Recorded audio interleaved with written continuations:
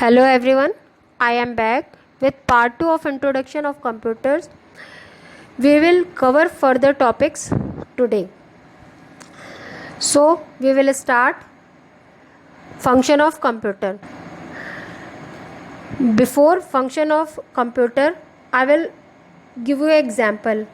Suppose आपको किसी काम के लिए मार्केट जाना है और इसके लिए आप सबसे पहले क्या करेंगे, मार्केट जाएंगे, शॉपकीपर को किसी भी जो भी सामान आपको लेना है उसकी लिस्ट देंगे। वह शॉपकीपर उस लिस्ट में लिखे हुए सामान को अरेंज करेगा, उसके बाद उसकी कॉस्टिंग को एक बिल में लिखेगा, टोटल कॉस्ट निकालेगा और आपको देगा। फिर आप पूरा बिल पे करने के बाद सामान लेकर के घर आएंगे।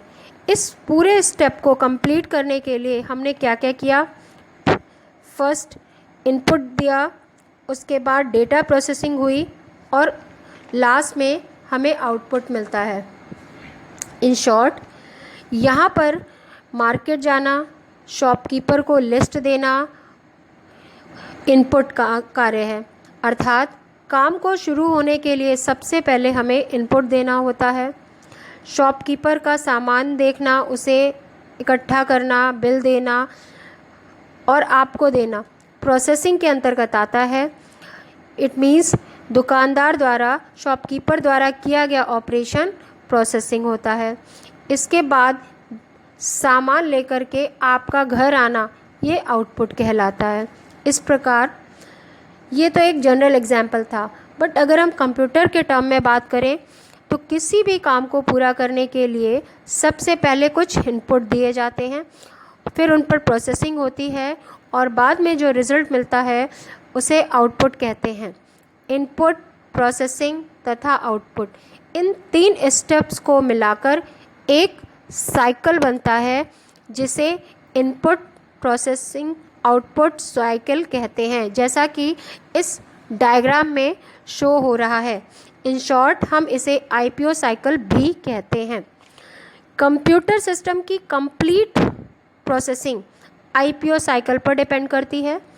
कंप्यूटर इनपुट डेटा लेता है, उसे प्रोसेस करता है और प्राप्त आउटपुट को यूज़र को शो कर देता है। कंप्यूटर को हम एक फैक्ट्री की तरह भी समझ सकते हैं। सपोज़ एक पेपर मिल है जिसमें पेपर बनाने के लिए रॉ मटेरियल आता है। उस रॉ मटेरियल पर डिफरेंट टाइप के ऑपरेशंस किए जाते हैं, जिसके फलस्वरूप रॉ मटेरियल पेपर में चेंज हो जाता है। हम सभी स्केलेटन के बारे में तो जानते ही हैं। जिस प्रकार किसी भी नॉर्मल ह्यूमन का एक स्केलेटन होता है, जिसमें सबसे पहले सर होता है, फिर बॉडी, सेंटर बॉडी होती है, 2 हाथ होते हैं और पैर। इट मीन्स एक ऐसा स्ट्रक्चर जिसको देखते ही हम समझ जाते हैं यह ह्यूमन स्ट्रक्चर है और हर पार्ट का अपना एक स्पेसिफिक कार्य होता है, टास्क होता है। यहाँ पर आपकी स्क्रीन पर एक पिक्चर शो हो रही है, इसको कंप्यूटर का स्केलेटन कहा जाता है। इस पूरे डायग्राम में शो होने वाली हर पिक्चर का अपना एक स्पेसिफिक रोल होता है। इस डायग्राम में बेसिकली 4 पार्ट्स हैं, जिसमें input unit, central processing unit, storage unit और आउटपुट यूनिट है। कंप्यूटर की जो सबसे पहली यूनिट इनपुट यूनिट है, जो कि आईपीओ साइकिल का फर्स्ट स्टेप पूरा करती है, जो कि मैंने आपको इससे पहले समझाया था। यह यूनिट यूज़र से डेटा लेकर के आगे का कार्य करती है। दूसरी यूनिट सीपीयू यूनिट है, जो इनपुट यूनिट से डेटा रिसीव करके उस पर प्रोसेसिंग करती है, अर्थात उस पर विभिन्न प्रकार के ऑपरेशंस करती है तथा उसे स्टोर भी करती है। थर्ड यूनिट स्टोरेज यूनिट होती है, जो डेटा का स्टोरेज है। इट मीन्स वह प्लेस जहाँ पर डेटा स्टोर किया जाता है। स्टोरेज यूनिट में डेटा को स्टोर करने का कार्य सीपीयू यूनिट करती है, जिसे शॉर्ट में सीपीयू या सेंट्रल प्रोसेसिंग यूनिट कहा जाता है। सीपीयू तथा स्टोरेज यूनिट कंबाइंड रूप से साइकिल के सेकेंड स्टेप प्रोसेसिंग को फॉलो करती है। इस साइकिल के लास्ट स्टेप में आउटपुट का पालन कंप्यूटर की fourth unit means output unit द्वारा किया जाता है। आउटपुट यूनिट सीपीयू यूनिट से प्राप्त आउटपुट डेटा को यूज़र तक पहुंचाती है। कंप्यूटर का एक और पार्ट होता है जिसे किसी भी स्पेशल यूनिट के अंदर नहीं रखा जाता है, क्योंकि वह प्रत्येक यूनिट का पार्ट होता है, और वह होती हैं कम्युनिकेशन लाइंस, जिसे हम बस भी कहते हैं। कंप्यूटर के सभी पार्ट या सभी यूनिट एक दूसरे से कम्युनिकेशन लाइंस के द्वारा जुड़े होते हैं।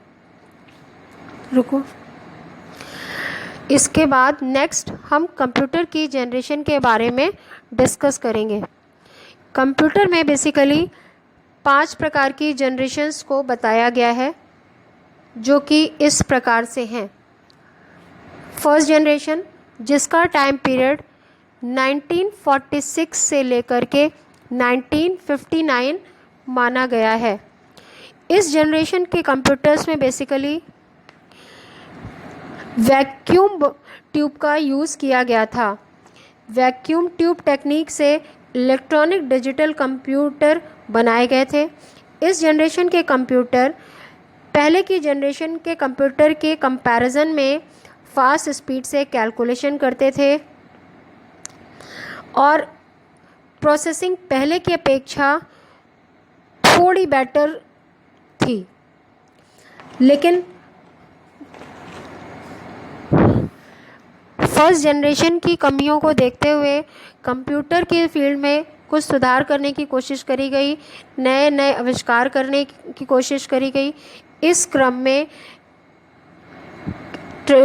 वैक्यूम ट्यूब की जगह पर ट्रांजिस्टर की खोज करी गई।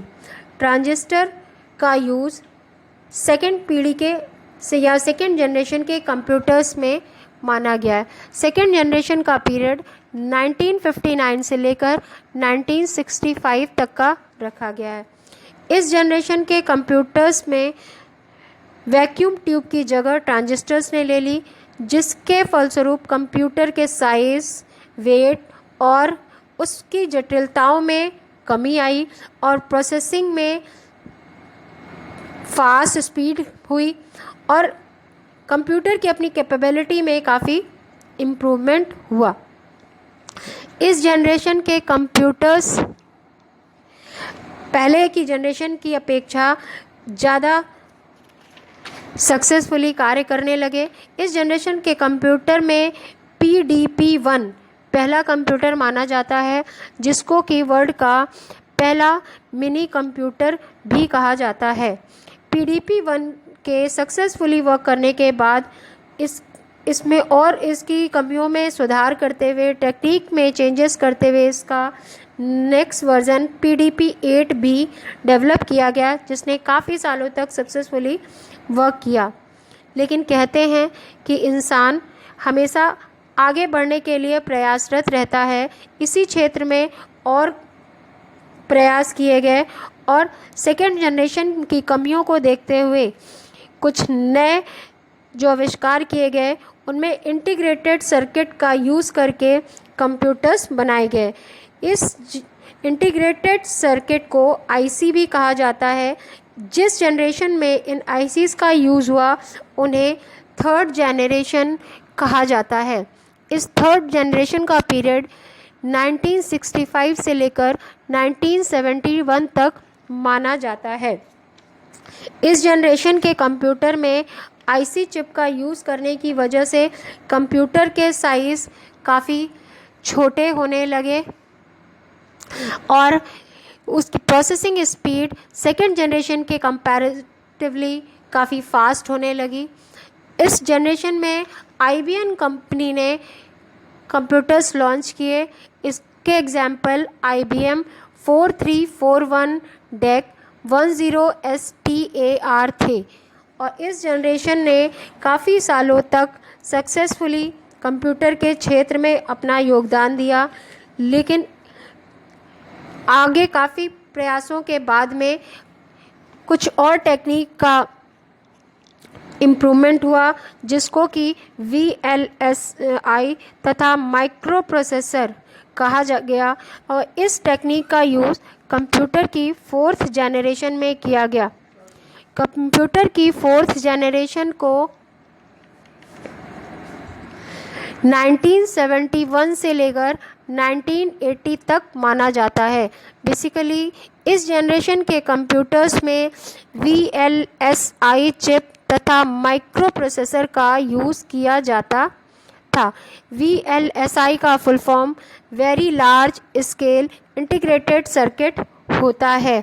इस टेक्निक का यूज़ भी काफ़ी लंबे समय तक हुआ, और इस टेक्निक का यूज़ होने की वजह से कंप्यूटर का उपयोग बाकी क्षेत्रों में भी बहुत सफलतापूर्वक किया जाने लगा। काम की स्पीड बहुत फास्ट हो गई तथा इसके रख रखाव का खर्चा भी पहले की अपेक्षा काफ़ी कम होने लगा, और इस टेक्निक की वजह से जनरल पर्पस में भी कंप्यूटर का यूज़ देखा जाने लगा। इसके बाद आती है हमारी 5th जनरेशन। 5th जनरेशन का पीरियड 1980 से लेकर के आज तक माना जाता है, और इस जनरेशन में बेसिकली ULSI तथा माइक्रो प्रोसेसर टेक्निक का यूज़ किया जा रहा है। इस टेक्निक के यूज़ किए जाने के बाद से आज जैसा कि हम देख सकते हैं, कंप्यूटर का यूज़ बड़े बड़े ऑफिसेस से लेकर के जनरल लोगों के बीच में या जनरल पर्पस भी काफ़ी ज़्यादा होने लगा है, जिसके कारण कंप्यूटर की उपयोगिता आज के समय में काफ़ी फैल गई है। कंप्यूटर के जनरेशन के बाद में अब हम टाइप्स ऑफ कंप्यूटर के बारे में डिस्कस करेंगे कि कंप्यूटर कितने प्रकार के होते हैं। बेसिकली कंप्यूटर को उसके साइज़, एप्लीकेशन और पर्पस के आधार पर डिवाइड किया गया है। कंप्यूटर को एप्लीकेशन के आधार पर इस प्रकार से डिस्क्राइब किया गया है, जिसके अंतर्गत एनालॉग कंप्यूटर आता है। एनालॉग कंप्यूटर एक ऐसी मशीन है जो आंकड़ों को एक भौतिक मात्रा, जिसको दाब, तापमान, लंबाई, ऊंचाई आदि को शो करता है। ये आंकड़े लगातार चेंज होते रहते हैं। एनालॉग कंप्यूटर की कार्यक्षमता तेज होती है। इसका रिजल्ट भी हमें ग्राफ आदि के रूप में मिलता है। एनालॉग कंप्यूटर आंकड़े स्टोर नहीं कर सकते। इनका यूज़ टेक्निक, साइंस, एजुकेशन आदि फील्ड्स में किया जाता है। फॉर एग्जाम्पल थर्मामीटर एक एनालॉग कंप्यूटर है। Digital computer. डिजिटल कंप्यूटर यह एनालॉग कंप्यूटर से डिफरेंट होता है। एक कंप्यूटर जो सूचनाओं को न्यूमेरिकल फॉर्मेट में प्रोसेस करता है उसे डिजिटल कंप्यूटर कहा जाता है। डिजिटल कंप्यूटर इंफॉर्मेशन को न्यूमेरिकल वैल्यूज़ में शो करने के लिए बाइनरी सिस्टम 0-1 का यूज़ करता है। ये कंप्यूटर मैथमेटिकल तथा लॉजिकल वर्क करने में कैपेबल होते हैं, जैसे एक कैलकुलेटर। ये कंप्यूटर एनालॉग कंप्यूटर से कुछ स्लो लेकिन रिजल्ट में ज़्यादा एक्यूरेट होते हैं। डिजिटल कंप्यूटर इंफॉर्मेशन को स्टोर कर सकते हैं। Next, hybrid computer. ये कंप्यूटर एक एनालॉग कंप्यूटर तथा डिजिटल कंप्यूटर की विशेषताएं लिए हुए होते हैं। मींस हाइब्रिड कंप्यूटर डिजिटल तथा एनालॉग कंप्यूटर का कॉम्बिनेशन होता है। इसकी वर्क परफॉर्मेंस इन दोनों से ही ज़्यादा फास्ट और बेटर होती हैं। For example petrol pump, speedometer hybrid computer के ही एग्जाम्पल हैं। अब कंप्यूटर को पर्पस के आधार पर इस प्रकार डिवाइड किया गया है, जिसमें जनरल पर्पस कंप्यूटर सबसे पहले आता है। आज की डेट में हम जो कंप्यूटर्स यूज़ करते हैं वो सभी लगभग जनरल पर्पस कंप्यूटर ही होते हैं। हमने इस लेसन में जनरल पर्पस कंप्यूटर को इस तरह से समझ सकते हैं कि यह एक ऐसा कंप्यूटर है जो कई प्रकार के वर्क्स को कर सकने की क्षमता रखता है, जैसे डेस्कटॉप, नोटबुक आदि जनरल पर्पस कंप्यूटर हैं। Next, special purpose computer. जैसा कि हम नाम से ही देख सकते हैं कि एक स्पेशल टाइप के कंप्यूटर होते हैं। इस प्रकार के कंप्यूटर किसी स्पेशल टास्क के लिए बनाए जाते हैं। इनका यूज़ केवल एक ही कार्य को करने होता है, जैसे ट्रांसपोर्टेशन को कंट्रोल करना, वेदर रिपोर्ट देना। इस प्रकार के कंप्यूटर जनरल पर्पस के कंप्यूटर की तुलना से ज़्यादा फास्ट वर्क करते हैं, लेकिन ये कंप्यूटर एक जनरल पर्पस कंप्यूटर के कंपैरिजन में अलग अलग काम नहीं कर सकते हैं। Now in the basis of size, computer के टाइप, इसमें सबसे पहले आता है माइक्रो कंप्यूटर। माइक्रो कंप्यूटर तेज़ी से बढ़ता हुआ तथा व्यापक रूप से यूज़ होने वाला कंप्यूटर है। यह सभी प्रकार के कंप्यूटर्स में सबसे सस्ता एवं लाइट वेटेड होता है। यह साइज़ में भी सबसे छोटा होता है। इस प्रकार के कंप्यूटर को हम एंटरटेनमेंट, एजुकेशन, हाउस होल्ड तथा कई प्रकार के पर्पस के लिए यूज़ कर सकते हैं। For example, notebook, laptop micro computer की ही कैटेगरी में आते हैं। Next, work station.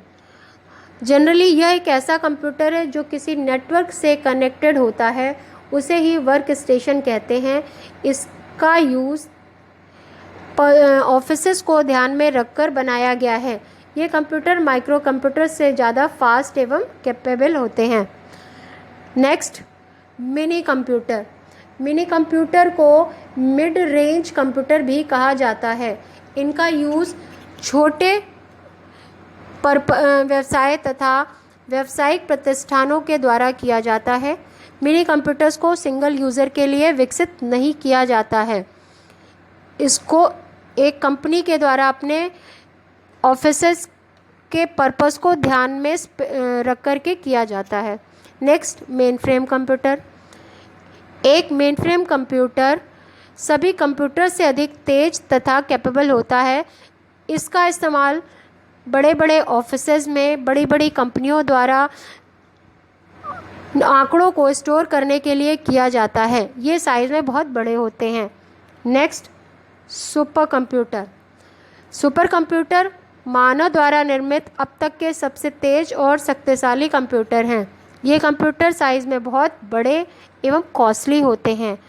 इनका यूज़ बड़े बड़े कार्यों को कंप्लीट करने के लिए, जैसे वेदर रिपोर्ट के लिए या शोध कार्यों आदि को करने के लिए किया जाता है। सबमिट सुपर कंप्यूटर अब तक का सबसे तेज़ सुपर कंप्यूटर है जिसे अमेरिका ने बनाया था। भारत ने अपना पहला सुपर कंप्यूटर परम 8000 1991 में बनाया था। मॉडर्न कंप्यूटर, इस कैटेगरी में स्मार्टफोन्स आते हैं। आजकल सेलफोन, जिन्हें आम भाषा में मोबाइल फ़ोन कहा जाता है, भी कंप्यूटर द्वारा होने वाले कई कार्यों को कर सकते हैं। आप internet browsing, game, document, calculation आदि के काम मोबाइल फ़ोन में कर सकते हैं। इन्हें आजकल स्मार्टफोन कहा जाता है।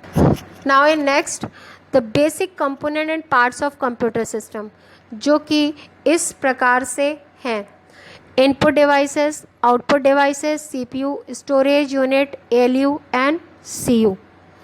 Now we will discuss about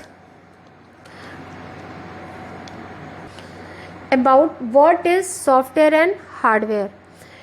इसमें सबसे पहले हम सॉफ्टवेयर के बारे में डिस्कस करेंगे कि सॉफ्टवेयर क्या होता है। Basically software is a set of instruction या प्रोग्राम जिसका यूज़ कंप्यूटर को ऑपरेट करने के लिए या स्पेशल इस टास्क को परफॉर्म करने के लिए किया जाता है। बेसिकली सॉफ्टवेयर शब्द का यूज़ कंप्यूटर में चलने वाले एप्लीकेशंस, स्क्रिप्ट और प्रोग्राम के लिए करते हैं। सॉफ्टवेयर कंप्यूटर का एक बहुत ही इम्पोर्टेंट पार्ट होता है। इसके बिना कंप्यूटर का यूज़ नहीं किया जा सकता है। फॉर एग्ज़ाम्पल, इंटरनेट ब्राउज़र एक सॉफ्टवेयर है। सोचो, यदि हमारे पास ऐसा टूल नहीं होगा तो क्या हम इंटरनेट सर्फ कर पाएंगे? नहीं, हम इंटरनेट का यूज़ नहीं कर सकते हैं। इसके बाद हम बात करते हैं सॉफ्टवेयर के टाइप्स के बारे में। बेसिकली सॉफ्टवेयर को दो पार्ट में डिवाइड किया गया है, जो कि इस प्रकार हैं: system software and application software. System software के बारे में अगर हम बात करें तो सिस्टम सॉफ्टवेयर का यूज़ हार्डवेयर को के संचालन में और एप्लीकेशन सॉफ्टवेयर को कंट्रोल करने के लिए किया जाता है। सिस्टम सॉफ्टवेयर को बैकग्राउंड सॉफ्टवेयर के रूप में भी जाना जाता है, क्योंकि इनके प्रोग्राम फॉरग्राउंड प्रोसेस का समर्थन करने के लिए बैकग्राउंड पर चलते हैं। यह हार्डवेयर डिवाइस के साथ कम्युनिकेट करने से लेकर सीपीयू, मेमोरी, पेरिफेरल डिवाइसेस जैसे मॉनिटर, प्रिंटर आदि विभिन्न हार्डवेयर संसाधनों के उचित उपयोग को कंट्रोल एवं मॉनिटर करता है। नेक्स्ट, ऑपरेटिंग सिस्टम, जो कि सिस्टम सॉफ्टवेयर का टाइप है। ऑपरेटिंग सिस्टम के बारे में हम सब ने सुना हुआ है कि ऑपरेटिंग सिस्टम, लेकिन ये क्या होता है मैं आपको बता रही हूँ। इस प्रकार के सिस्टम सॉफ्टवेयर यूज़र को एक डिवाइस पर अन्य एप्लीकेशंस के साथ चलाने की परमिशन देते हैं। यह सॉफ्टवेयर और हार्डवेयर के बीच एक इंटरफेस के रूप में कार्य करते हैं। ऑपरेटिंग सिस्टम कंप्यूटर का यूज़ करने से रिलेटेड कई टेक्निकल टास्क को मैनेज करता है। Next, utilities software. यूटिलिटीज़ एक प्रकार के सर्विस प्रोग्राम होते हैं। इनका यूज़ आपके कंप्यूटर की इफ़िशेंसी और परफॉर्मेंस को बनाए रखने के लिए किया जाता है। For example, antivirus, data backup, data recovery, data defragmentation आदि। Next, device driver. यह एक हार्डवेयर डिवाइस को कंप्यूटर से कनेक्ट करने के लिए एक खास प्रकार के सॉफ्टवेयर प्रोग्राम की ज़रूरत होती है, जिसे हम डिवाइस ड्राइवर कहते हैं। यह डिवाइस ड्राइवर ऑपरेटिंग सिस्टम के साथ काम करता है। फॉर एग्ज़ाम्पल, जब कीबोर्ड को कंप्यूटर से कनेक्ट करते हैं तो वह कार्य करने के लिए कंप्यूटर में पहले एक कीबोर्ड ड्राइवर होता है। For example, USB driver, printer driver etc। Next, language translator. यह सॉफ्टवेयर प्रोग्रामिंग लैंग्वेज में लिखे कोड या इंस्ट्रक्शन को मशीन लैंग्वेज में ट्रांसलेट करते हैं, ताकि कंप्यूटर इसे समझकर प्रोसेस कर सके। सभी प्रकार के सॉफ्टवेयर को अलग अलग प्रकार की प्रोग्रामिंग लैंग्वेज में लिखा जाता है। For example, compiler, interpreter. Next, application software. Application software को एंड यूज़र सॉफ्टवेयर भी कहते हैं, क्योंकि इसका यूज़ अंतिम यूज़र अपने स्पेसिफिक टास्क को कंप्लीट करने के लिए करते हैं। इस तरह के एप्लीकेशन किसी विशेष पर्पस के लिए प्रोग्राम किए जाते हैं। अपने दैनिक जीवन में हमने कई प्रकार के एप्लीकेशन सॉफ्टवेयर का यूज़ किया होगा, चाहे वो ईमेल भेजना हो, गाने सुनना हो, या सभी एप्लीकेशन सॉफ्टवेयर की ही श्रेणी में आते हैं। नेक्स्ट,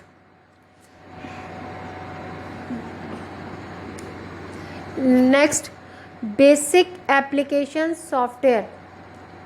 बेसिक एप्लीकेशन सॉफ्टवेयर को जनरल पर्पस एप्लीकेशन भी कहा जाता है।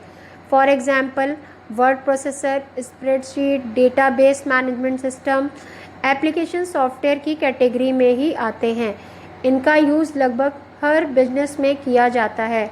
नेक्स्ट, स्पेशलाइज्ड एप्लीकेशन सॉफ्टवेयर, जो कि विशेष पर्पस के लिए बनाए गए एप्लीकेशन सॉफ्टवेयर की कैटेगरी में आते हैं।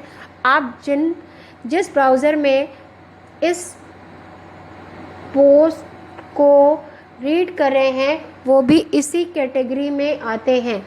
इसके अलावा म्यूज़िक प्लेयर, वीडियो एडिटर, बहुत सारे स्पेसिफिक एप्लीकेशन सॉफ्टवेयर होते हैं। अब हम बात करेंगे हार्डवेयर के बारे में। What is hardware? हार्डवेयर क्या होता है, इसको जानने के लिए हम कंप्यूटर के उन पार्ट्स को जो कि हमें दिखते हैं, जिन्हें हम टच कर सकते हैं, हार्डवेयर कहते हैं। बट बेसिकली हार्डवेयर को हम इस तरीके से डिफ़ाइन करेंगे, कंप्यूटर के फिज़िकल एलिमेंट्स जिसे हम देख सकते हैं, टच कर सकते हैं, बेसिकली हार्डवेयर कहलाते हैं। For example keyboard, mouse, monitor, printer, RAM, etc, ये सभी कंपोनेंट कंप्यूटर हार्डवेयर की कैटेगरी में आते हैं। बेसिकली हार्डवेयर एक कंबाइंड वर्ड है जिसका यूज़ कंप्यूटर पार्ट्स को डिस्क्राइब करने के लिए किया जाता है। हार्डवेयर को आमतौर पर किसी भी कमांड या इंस्ट्रक्शंस को एग्जीक्यूट करने के लिए सॉफ्टवेयर द्वारा इंस्ट्रक्ट किया जाता है। हार्डवेयर को दो पार्ट्स में डिवाइड किया गया है। सबसे पहला इंटरनल हार्डवेयर। इंटरनल हार्डवेयर जो आमतौर पे हमें दिखाई नहीं देते हैं क्योंकि यह कंप्यूटर कैबिनेट के अंदर मौजूद होते हैं। इन्हें देखने के लिए हमें कंप्यूटर के कैबिनेट को खोलना होता है। इसके अंदर motherboard, RAM, CPU, drive, PSU, power supply unit, NIC जिसको कि नेटवर्क कार्ड कहा जाता है, इस तरह के छोटे छोटे बहुत सारे हार्डवेयर पार्ट्स होते हैं जो इंटरनल हार्डवेयर की कैटेगरी में आते हैं। Next, external hardware.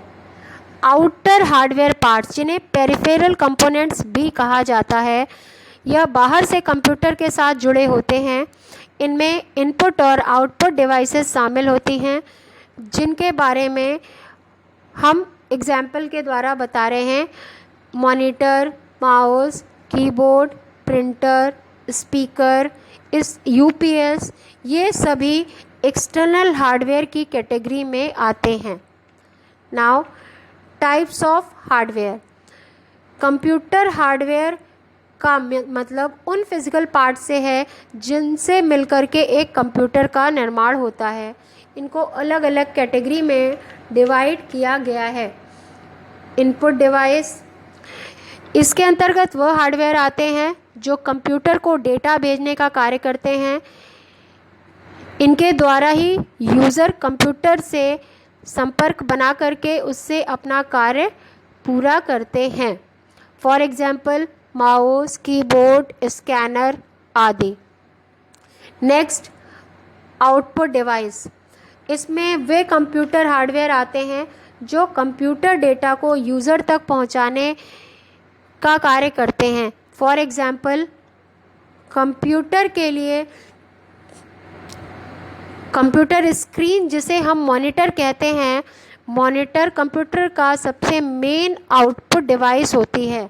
यह किसी भी डेटा को आप तक पहुंचाने का कार्य करती है।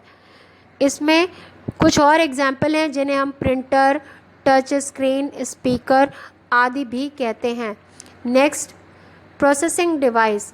जब हम कीबोर्ड या किसी दूसरी इनपुट डिवाइस के माध्यम से कंप्यूटर को डेटा भेजते हैं तो वह डेटा मॉनिटर या किसी आउटपुट डिवाइस में भेजे जाने से पहले एक इंटरमीडिएट स्टेज से होकर के गुजरता है।